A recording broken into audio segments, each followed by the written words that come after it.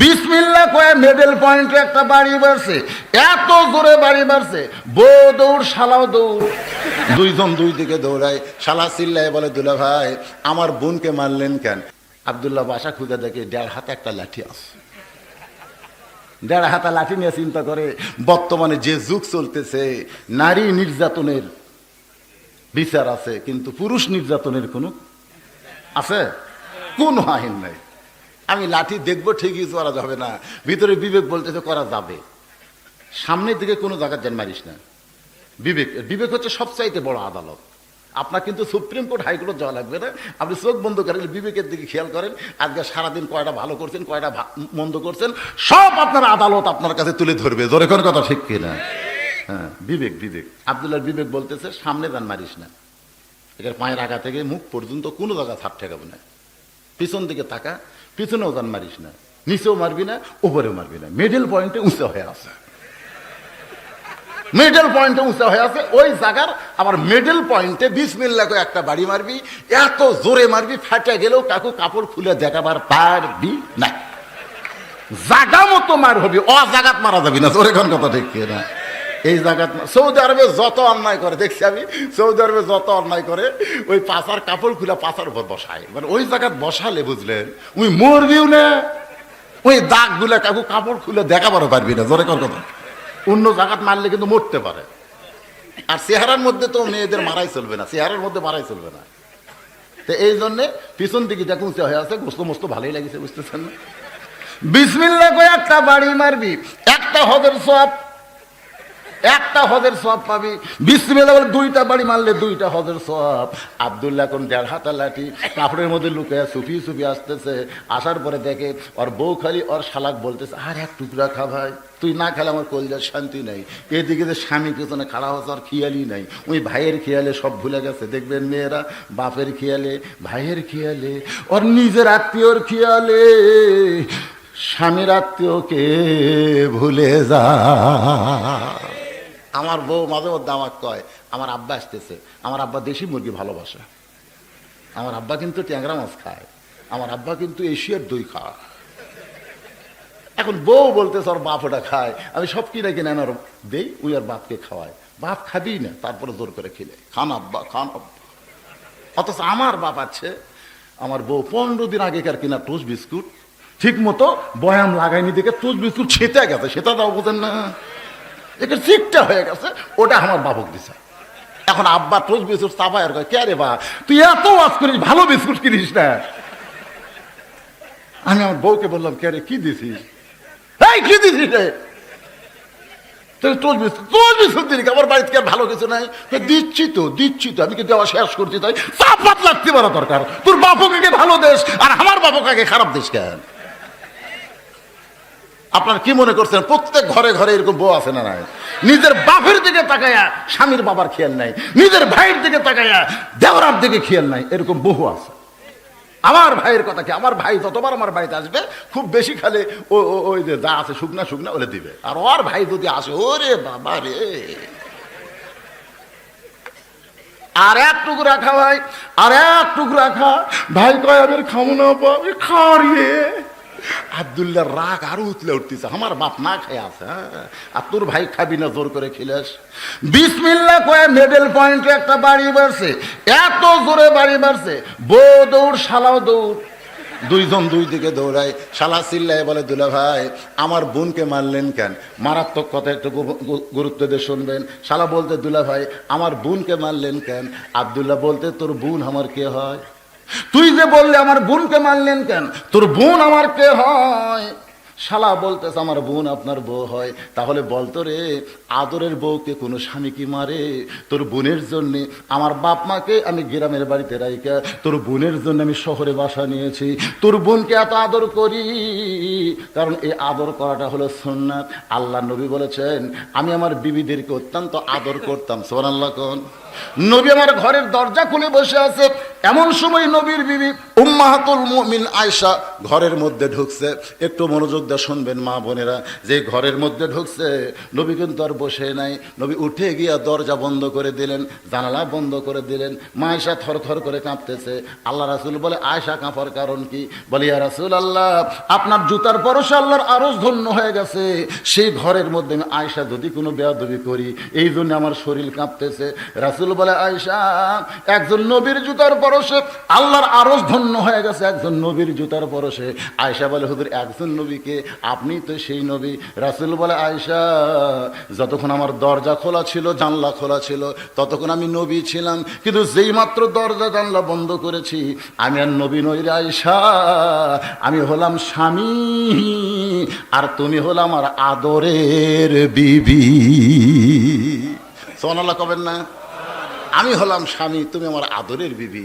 যেই কইছে, মা আয়েশা দৌড়ে এসে নবীর বুকের মধ্যে ঢুকাই বলতেছে, আল্লাহ আল্লাহ, আমার নবী শুধু বিশ্ব নবী নয়, আমার নবী হলেন পৃথিবীর 1 নম্বর স্বামী। সুবহানাল্লাহ কর না? আমরা তো এক বউ কন্ট্রোল করে পাই না, একটা বউ, তাই আমার কন্ট্রোল হয় না। আর নবীর এট এ টাইমে 9 বউ। এক সময় কিন্তু নবী 9টা বউ ছিল। বউগুলা কয়, হুজুর আমাদের মধ্যে কাকে সবচেয়ে বেশি ভালোবাসেন? আল্লাহ রাসূল কয়, তোমাদের মধ্যে কাকে বেশি ভালোবাসি? কয়, না বলা লাগবে হুজুর, কাকে আমাদের 9টার মধ্যে সবচাইতে বেশি ভালোবাসেন কাকে? আল্লাহ রাসূল বলেন, ঠিক আছে, কঠিন প্রশ্ন, আজকে বলবো না, আগামীকাল সকালে যাও। 9টা বউ চলে গেছে। রাত্রিবেলা প্রত্যেকটা বউ যখন প্রত্যেকটা বইয়ের ঘরে, নবী চিন্তাত পড়ে গেল, সকালে তো উত্তর দেওয়াই লাগবে। এক টোপলা খোরমা খেজুর নিয়ে মা আয়েশার ঘরের দরজা দিয়েছে। ডাক দেখে আয়েশা দরজা খুলেই বলতে, হুজুর আমি জানি 9টার মধ্যে বলবার পারেননি, এখন একলা বলবার আছেন, আমাকে বেশি ভালোবাসেন। রাসূল বললেন, ভালোবাসার কথা বলবো সকালবেলা, রাত্রে না।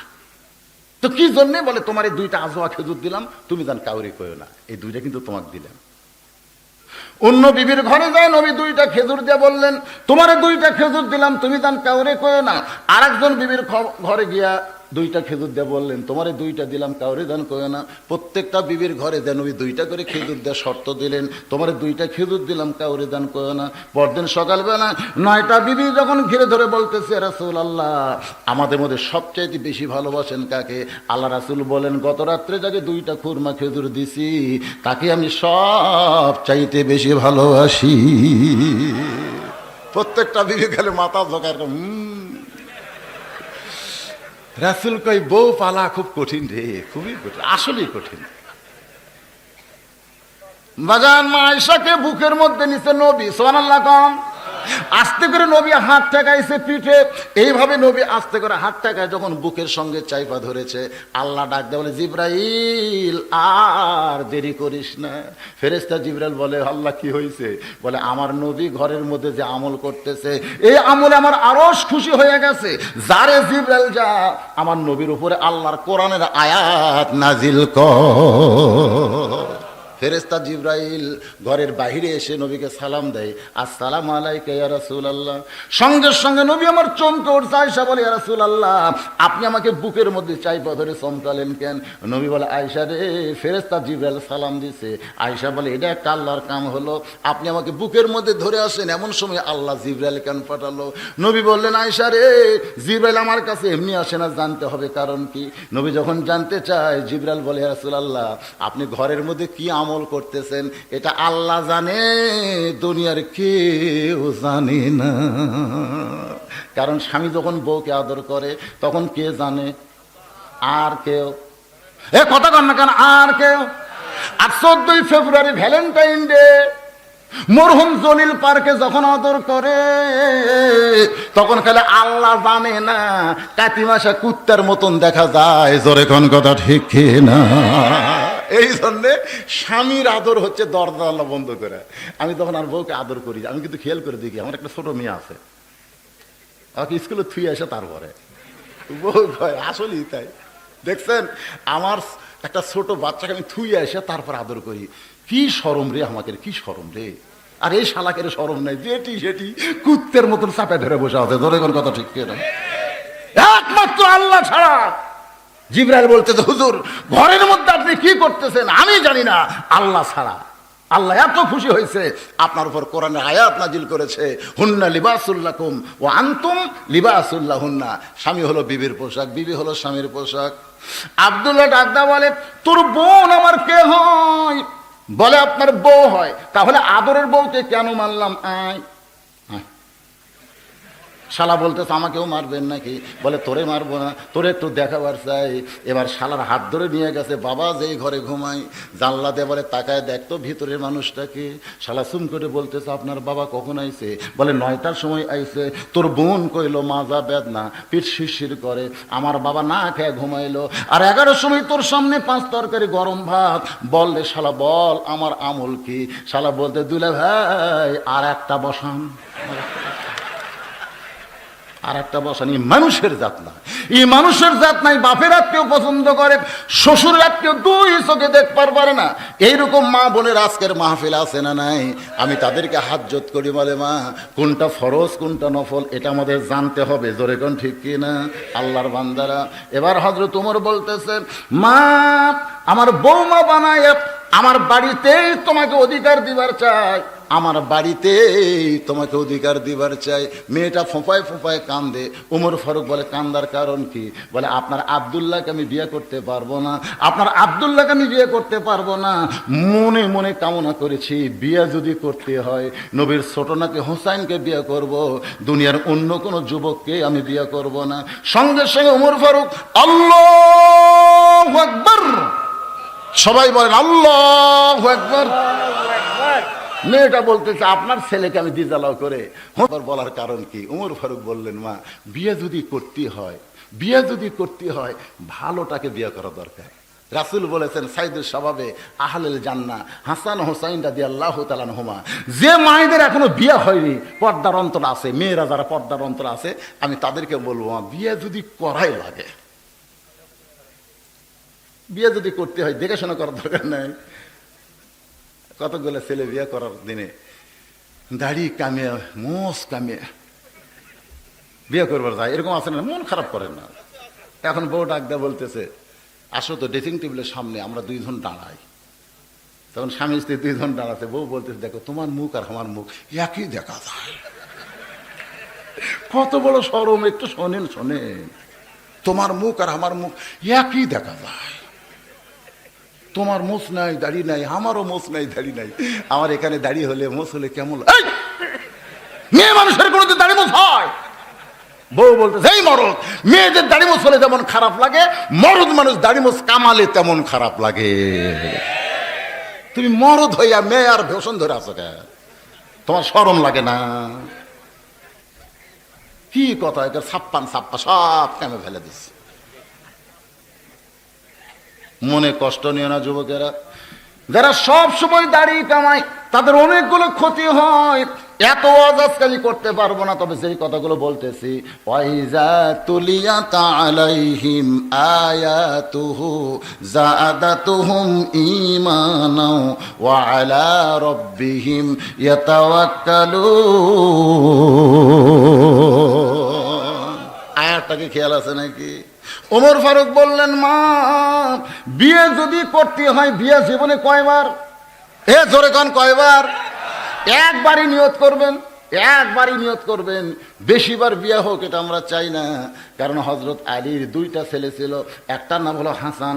হাসান কিন্তু বিয়ে করার পর থেকে কষ্টে, হাসান কিন্তু বিয়ে করার পর থেকে কি কষ্ট। কারণ হাসান রাদিয়াল্লাহর যে বউটা ছিল তার নাম কি? দেখছেন, বলার সাথে সাথে বলে দিছে। জায়েদ এমন একটা কুটনি মহিলা, হয়তো আলী কিন্তু দেখে শুনে বিয়ে করাবার পারেন নাই। কিন্তু হোসাইন রাদিয়াল্লাহকে মেয়েটা যখন কল্পনা করেছে, আমার মায়েরা বোনেরা একটু মনোযোগ দিয়ে শুনবেন, যখন কল্পনা করেছে ওমর ফারুক বলতেছেন আমি জীবনে কোনোদিন ঘটকালি করি নাই, আজকে প্রথম ঘটক হইয়া যাব তোমার জন্যে। কারণ তোমার ইমানের দাম আল্লাহর কাছে আছে না নাই?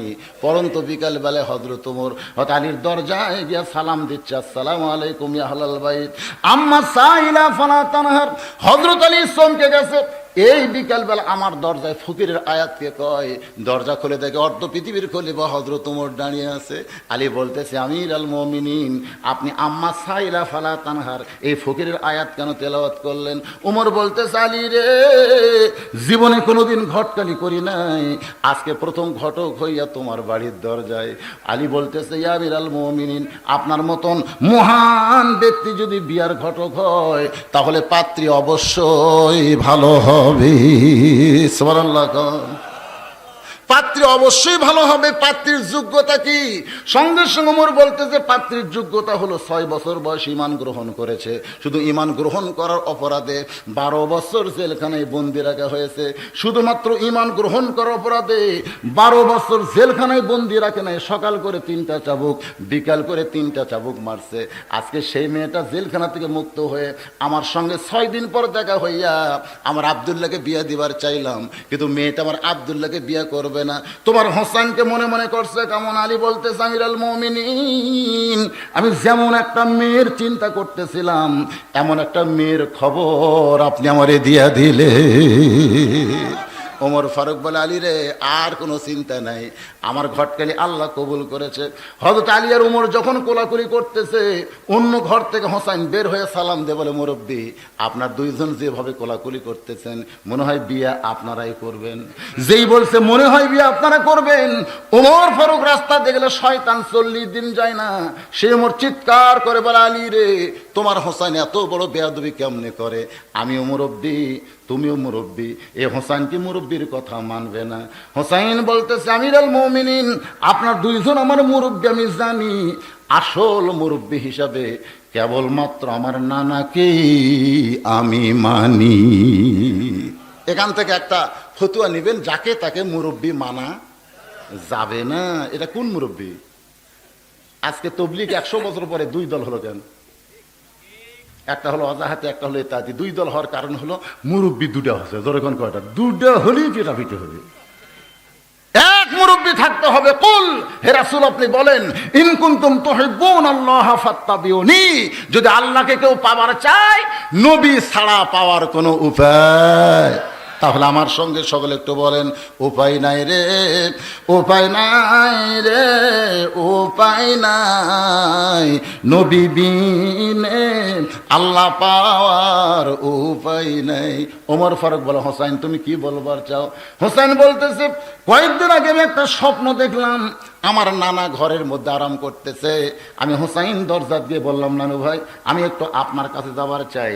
নবী বললেন, হোসাইন, আমি এখন জান্নাতে আরাম করতেছি, আমি এখন জান্নাতে আরাম করতেছি, দরজা খোলা যাবে না। আমি হোসাইন চমকে গেলাম, ভাঙ্গা ঘরের মধ্যে নবী গল্প করতেছে, আর নবী কয় আমি জান্নাতে আরাম করতেছি। একটা জানলার ফাঁক দিয়ে তাকায় দেখি আমার নানি উরাতকে বালিশ বানায় দিয়েছে, আর সেই উরাতে নবী আমার ঘুম পাড়তে শুয়ে আছে। নানি আমার মাথার চুলের মধ্যে হাত দিয়ে বিলকি কাটতেছে। আমি রাগ করে বললাম, নানা ভাই, নানির উরাতকে বালিশ বানায় শুয়ে থাকলেই বুঝি জান্নাতে থাকা যায়। নবী বলতেছেন, হোসাইন তুই ছোট্ট মানুষ, বুঝবি না, তোর নানির মতন বউ যদি কেউ ঘরে পায়, ওই বউটা, ওই ঘরটা যেন আল্লাহর জান্নাত হয়ে যায়। এখান থেকে আপনারা কি বুঝলেন? বউ যদি ভালো হয়, এ কথা কোন, বউ যদি ভালো হয় আদা পেঁয়াজ দিয়ে কিন্তু গোটা সপ্তাহ চলে যায়, যায় কি যায় না? আর বউ যদি খারাপ হয় 1 কেজি খেলে খসখস করে কেটে দিবি। তো এখন ঠিক কিনা ভাইজান? বউ যদি ভালো হয় গোটা সংসার একটু খেয়াল করবেন। আমার মা বোনেরা যারা আছেন গো মা, আপনাদের বিরুদ্ধে আমি কথা বলতেছি না, কিন্তু আপনাদের ওয়াজগুলো বক্তারা করে না, এই জন্যই ওয়াজটা আমি আপনাদের শোনাইতেছি। হোসাইন বলতেছে, আমার নানা যেমন বিয়ে করছে, ও বাবা আপনি বলেন তো আমার মা আপনার কেমন বউ? বলেন বাবা, আমার নানা যেমন বিয়ে করেছে, আমার বাবা যেমন বিয়ে করেছে, আমিও তেমন একটা বিয়ে করব। কারণ ভাগ্য প্রশ্ন করবে, তোমার তো জানা আছে। আলী বলতেছেন, আমি জীবনের প্রথম শুনলাম, তাহলে কি প্রশ্ন করবে? একদম তোমার মেয়েটার কাছে বলতেছে, মা ঘরটারি করতে গেলাম কিন্তু হলো না, তুমি আর আব্দুল্লাহর বিয়ে করো, তোমার জীবন শান্তি হবে। মেয়েটা বলতেছে আমির আল মুমিনিন, বিয়ে যদি করতে হয় হোসেনকে করব বিয়া, দুনিয়ার অন্য কোনো যুবক বিয়ে করব না। ওমর ফারুক বলে মা হোসেন সেই মেয়েকে বিয়ে করবে যে মেয়েটা তার 3টা প্রশ্নের উত্তর দিবার পারবে। এমন 3টা প্রশ্ন করবে যেই প্রশ্ন আমি ওমর কোনোদিন শুনি নাই, আলীও বলতে পারে না, তাহলে তুমি কেমনে উত্তর দিবা মা? মেয়েটা বলে আমির আল মুমিনিন, হোসেন কি 3টা প্রশ্ন করবে আমি জানি না, তবে আমার ভিতরে ঈমান বলতেছে আমি না পারলেও আমার আল্লাহ পারাবে।